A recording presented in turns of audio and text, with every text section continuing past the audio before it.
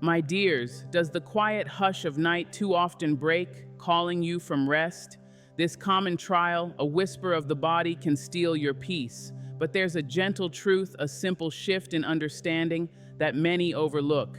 Stay with me, for the deepest wisdom shared at the end can truly reclaim your tranquil nights. Don't you dare miss it. Your spirit will thank you. Night's interruption. It comes, doesn't it, that unwelcome stirring in the deep velvet of the night. Just when the soul has settled, when the dreams are beginning to weave their tender tapestries, there is a call from within, insistent, undeniable, and you rise. You walk through the shadowed rooms of your home, a home that has held your laughter, your tears, your life, and this journey, repeated night after night, can begin to feel like a burden, a chain that tethers you to unease rather than the restorative embrace of sleep. We speak of it in hushed tones if we speak of it at all. Perhaps there's a touch of embarrassment, a feeling that this is just another unwelcome sign of the body's seasons changing, something to be endured, not understood or gently guided. But I say to you, there is dignity in every breath, in every experience, if we but choose to meet it with awareness and a loving heart. This interruption, this call from the body, is not a punishment, nor is it merely an inevitable decline. Oh no, my loves, it is, more often than not, a message, a profoundly important message, perhaps delivered in a way that is hard to ignore precisely because its earlier, softer whispers went unheard. Think of it, if you will, as a loyal friend, tugging at your sleeve, trying to tell you something vital. And the mistake, the one simple, pervasive mistake we often make, is not in the body's functioning, but in our listening, or rather, our not listening with the kind of acute, compassionate attention that our magnificent aging bodies truly deserve and require. We have lived full and vibrant lives. We have danced, we have strived, we have loved, we have built, and our bodies have been our faithful companions through it all.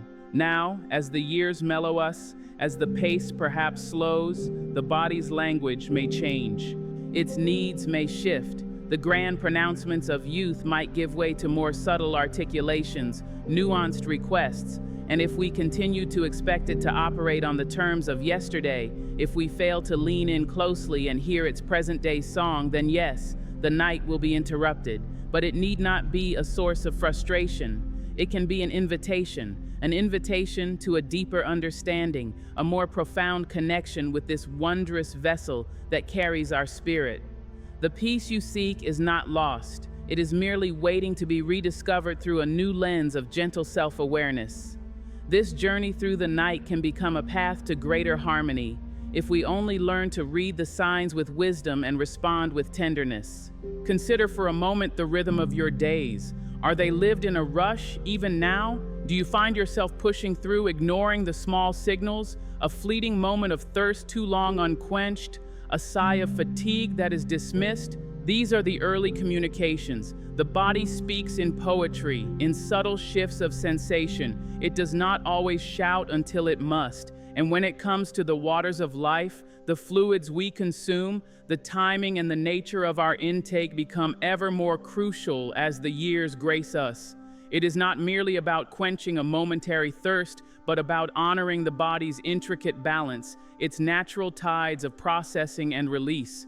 The wisdom we seek is not in some complicated medical treatise, though those have their place, but in the quiet observation of our own unique being. Each of us is an original, a masterpiece, and the care we require is as individual as our fingerprint, as our soul's own song. So this nightly interruption, let us not view it as a failure, but as feedback, precious feedback. It is telling you that something in the daily rhythm, perhaps something quite simple, is out of step with your current needs. And the beauty of it is, with understanding, with a gentle adjustment, the harmony can be restored. The night can once again become a sanctuary, a time for the spirit to soar, unburdened, untethered. This is not about restriction, but about refinement. It is about treating yourself with the loving care you would offer a cherished friend, a beloved child. For in truth, are we not all in some way still learning, still growing, still in need of that tender guiding hand, even if it must be our own? The power to change this pattern lies within you, waiting to be acknowledged, waiting to be embraced, and it begins with listening, truly listening to the profound wisdom your body holds. It has carried you this far. Trust that it knows the way, if you will only quiet the noise of the world long enough to hear its gentle, insistent truth. The mistake is not in the body, my dears, but in the distance we sometimes allow to grow between our conscious mind and its innate intelligence. Closing that gap is where the healing and the peaceful nights begin. Body's rhythm. Our bodies, these marvelous instruments, they live by rhythm, by cycles as ancient as the turning of the earth, the ebb and flow of the tides. There is a dance, a constant, graceful interplay of energies, of processes. And in our youth, perhaps we could afford to be a little deaf to the music, a little clumsy in the dance. The body in its magnificent resilience would often compensate, would find a way to keep the rhythm true despite our sometimes careless steps. But as we gather years, as we ripen into the fullness of our wisdom, the body asks for a more conscious partnership. It invites us to become more attuned to its delicate orchestration, to honor its natural cadences with greater mindfulness. The mistake so often lies in imposing the rhythms of a younger life onto a body that is now singing a different, perhaps more subtle, but no less beautiful song. Think of the great rivers, how they carve their paths, how they respond to the seasons. Your own internal rivers, the fluids that sustain you, they too have their optimal flow, their times of fullness and their times of quietude. And the kidneys, those tireless workers, they too have their rhythm of activity and rest. If we flood the system at a time when it is naturally preparing for its nightly reprieve, its period of slower, restorative work, then it is no surprise that it must awaken us to manage the overflow. It is not an act of malice, this waking. It is an act of necessity, a consequence of a rhythm disregarded. This is not about blame, my darlings, not at all. It is about illumination. It is about understanding that the patterns of our day, particularly as evening approaches, have a profound impact on the tranquility of our night. Consider the gardener, how she tends her precious plants. She does not drench them with water just as the sun is setting, knowing that the cool night air and sodden roots might invite dis-ease. No, she waters them in harmony with the day's warmth, allowing the moisture to be absorbed, to be used, to nurture. We must learn to be such wise gardeners of our own beings. The fluids we take in, especially in the hours leading up to our rest, need to be considered with this same gentle wisdom. Are we drinking deeply out of habit or out of true thirst? Are we consuming beverages that by their very nature stimulate the body's need to eliminate, just as we are asking it to settle into stillness? These are not accusations, but loving questions. Questions that invite you to observe, to become a gentle detective in the landscape of your own life. The mistake is often an unconscious one, a habit carried over from a different season of life, a time when the body's resilience could more easily absorb such choices without immediate consequence. But now, the body speaks more directly. It asks for our cooperation, for our mindful presence.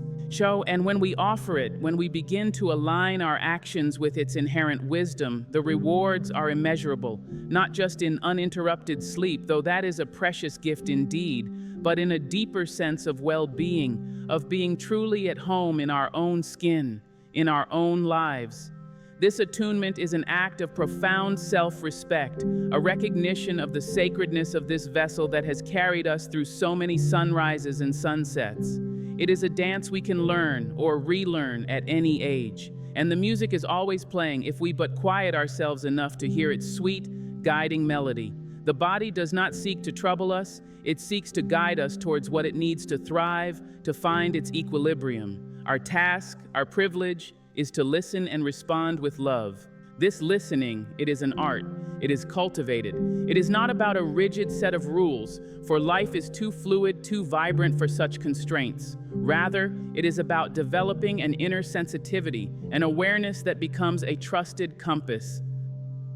When did you last truly pause before drinking, especially in the evening, and ask your body, my dear friend, do you truly need this now?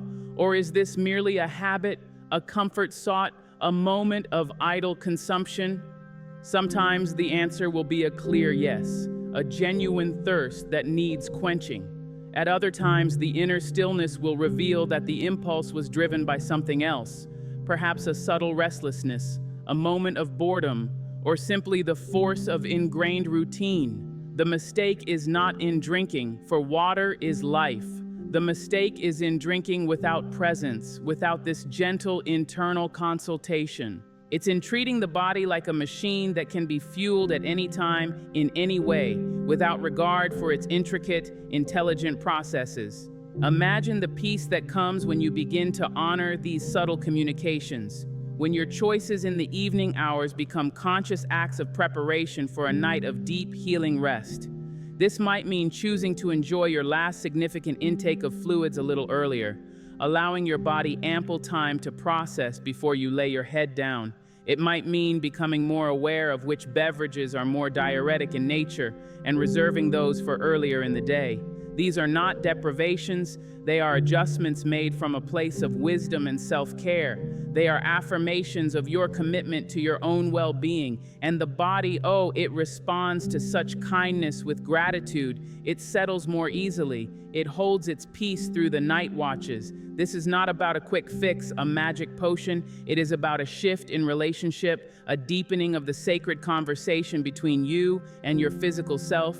It is about reclaiming your role as the wise custodian of your own temple. And in this role, you will discover a strength, a serenity that perhaps you thought was lost to the passing years. But it is there, my dears, always there, waiting for your gentle, loving attention. The rhythm of your body is a sacred rhythm. Learn its music, dance to its measure, and the nights will once again be yours, filled with the deep, untroubled slumber your spirit so richly deserves.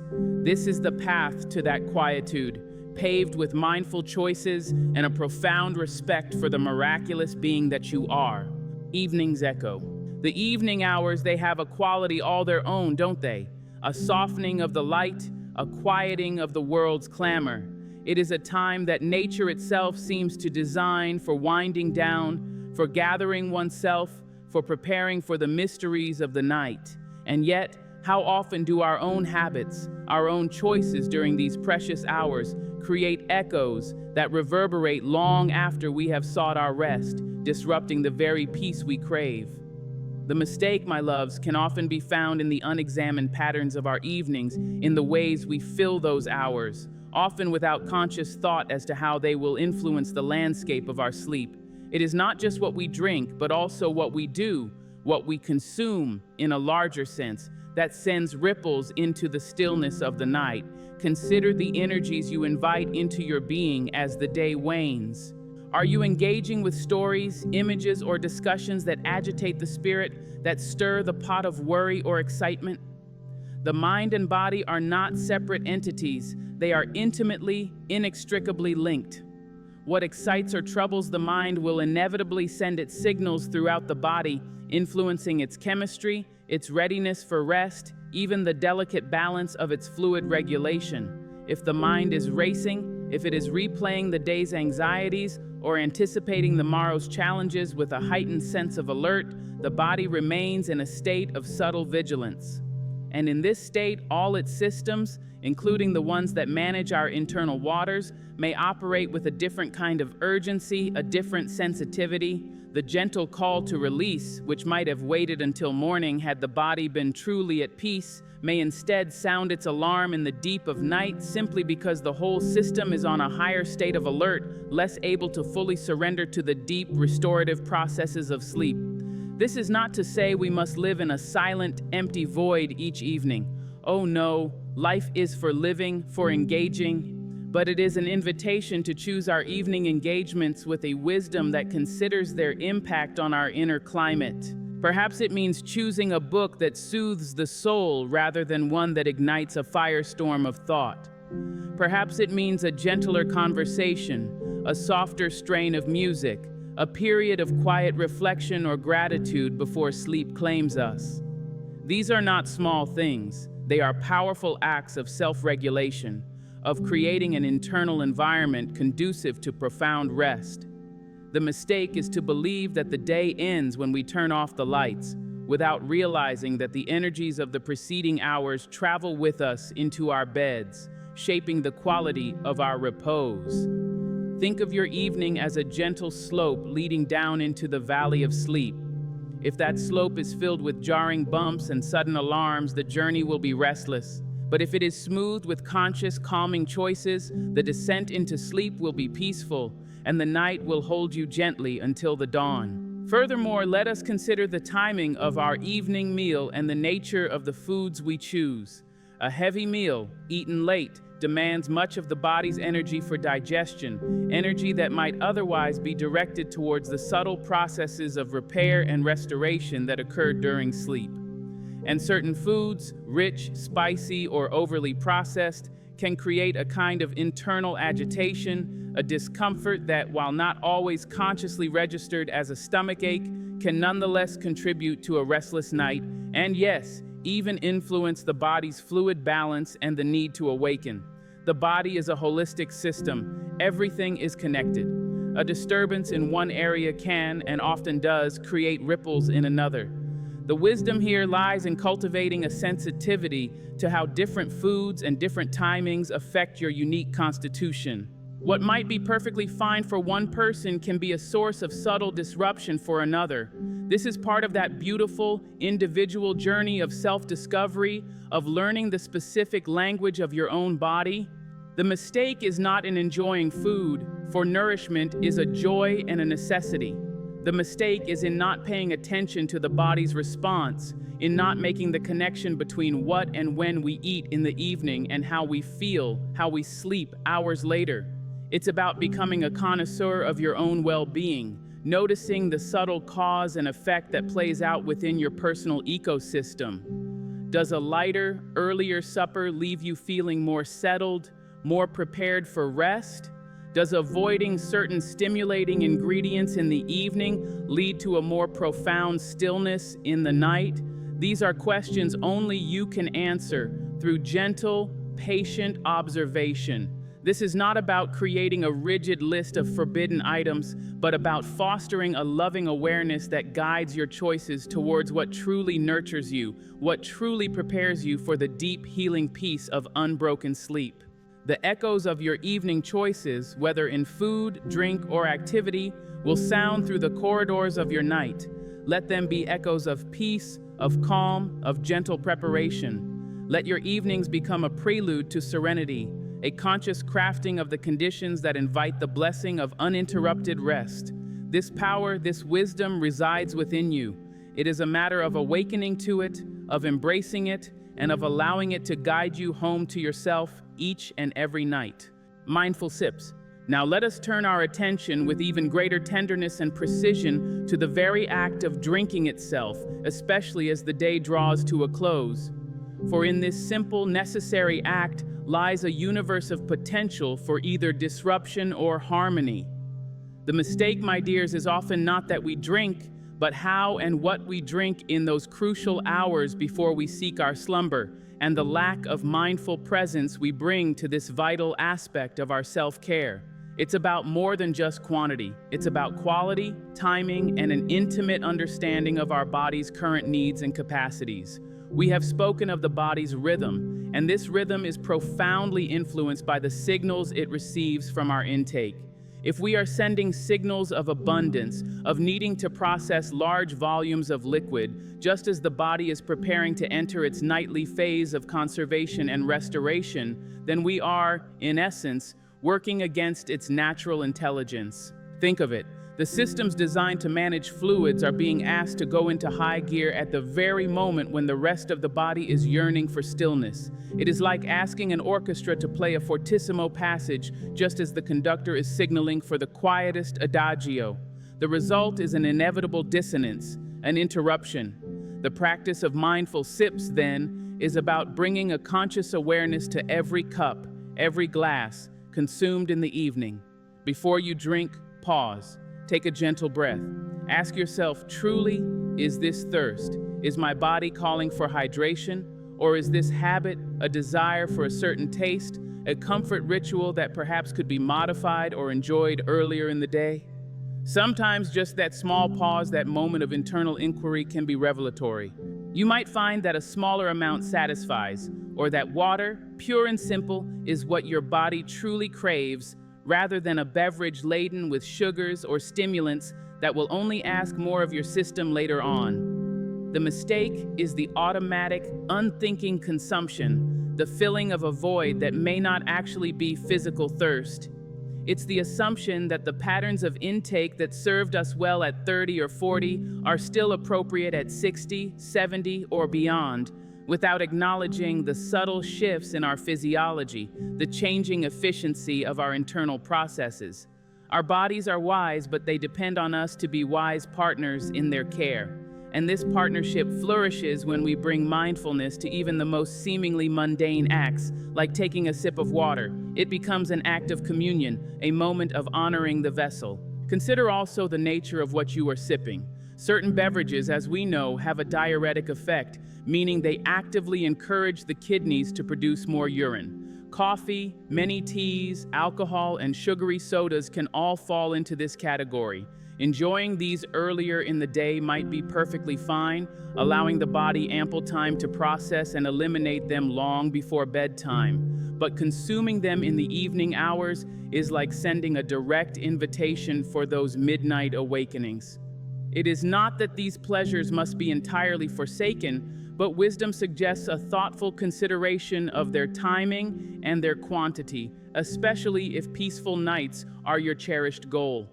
The mistake is not in the occasional indulgence, but in the habitual, unexamined pattern of consuming these stimulating or diuretic drinks as a regular part of your evening wind down. Perhaps a warm herbal infusion, known for its calming properties and gentleness on the system, could become a new, beloved evening ritual.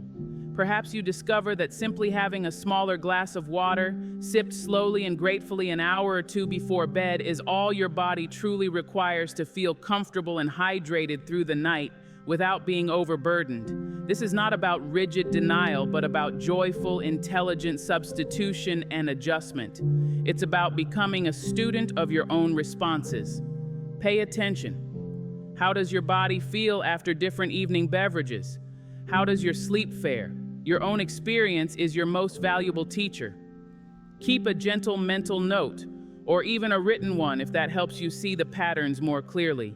This is an act of empowerment, taking the reins of your well-being into your own loving hands.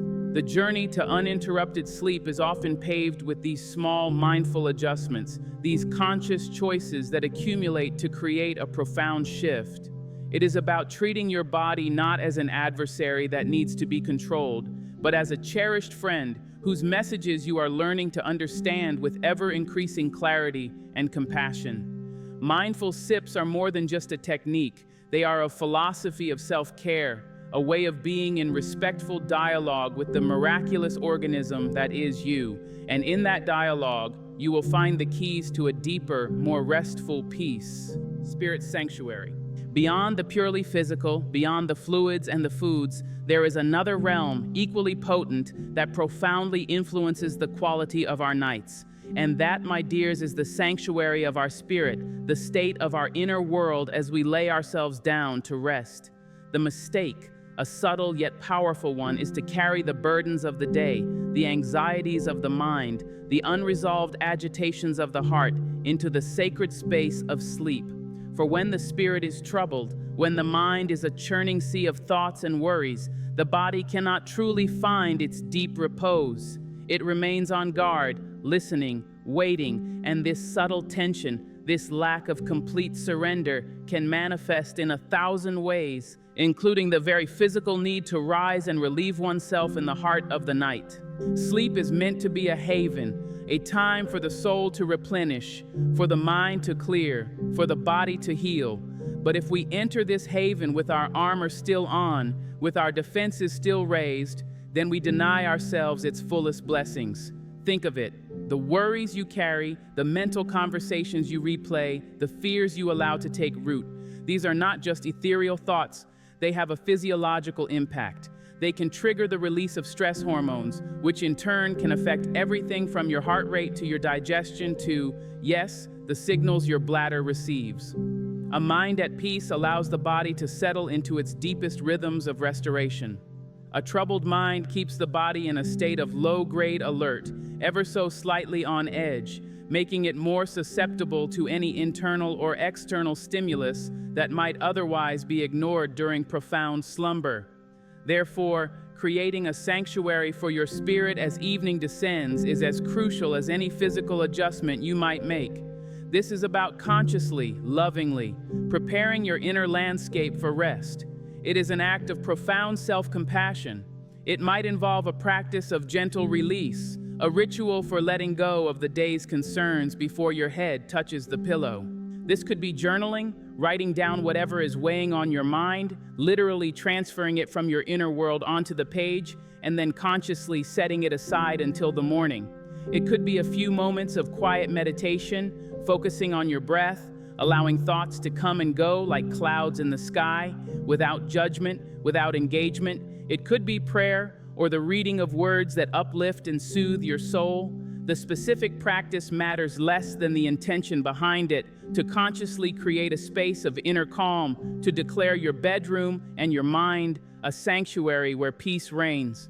The mistake is to fall into bed exhausted, mind still racing, and expect sleep to simply come and wrestle your anxieties into submission. Often it does not work that way. Instead, the worries follow you into your dreams, or they keep you hovering in that restless state between waking and sleeping, a state where the body's signals, like the need to urinate, can become amplified and insistent.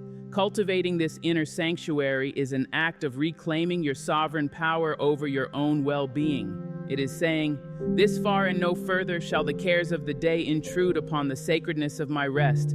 It requires a little discipline, yes, but it is a discipline born of love, not of harshness. It is the loving discipline of a gardener who carefully weeds the plot before planting precious seeds, knowing that for beauty to flourish, the ground must be prepared.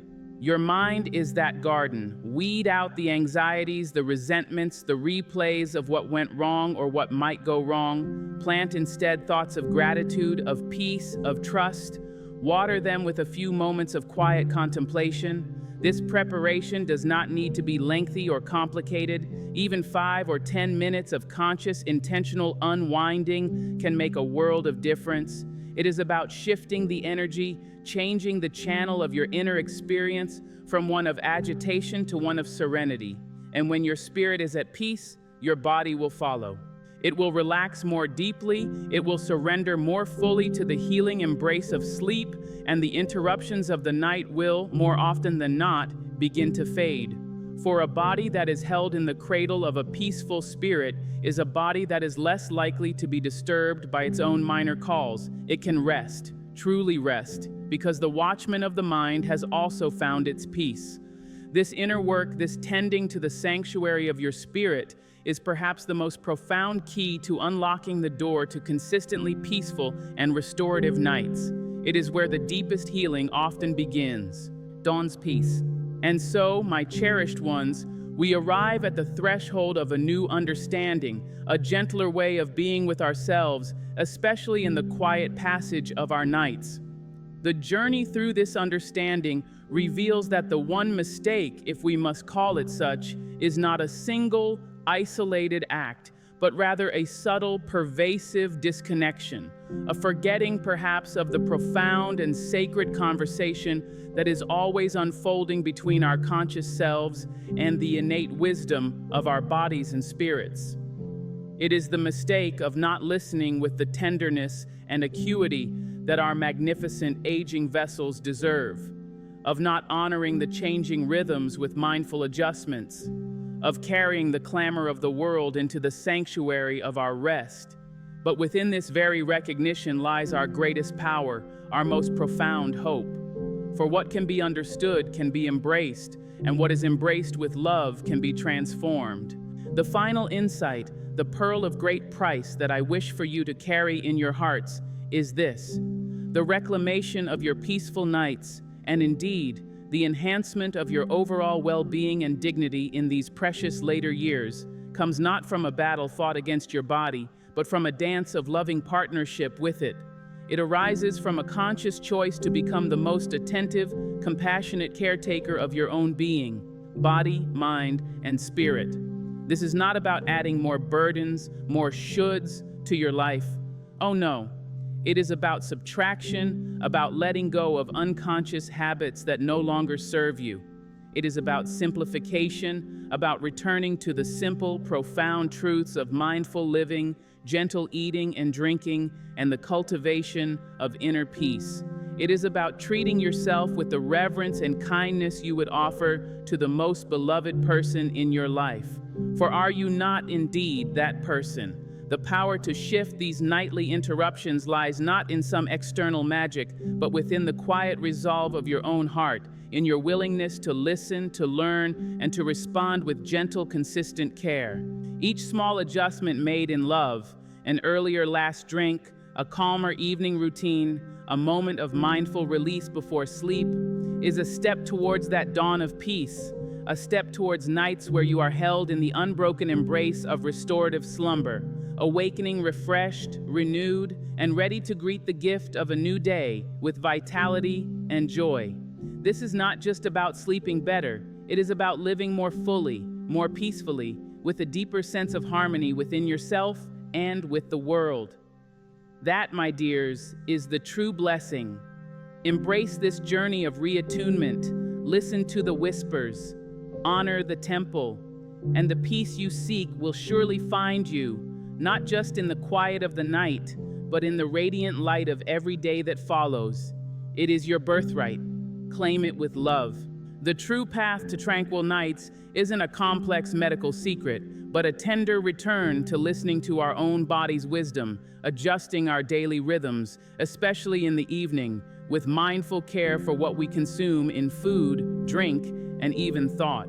It's about nurturing our spirit's sanctuary, allowing deep rest to unfold naturally.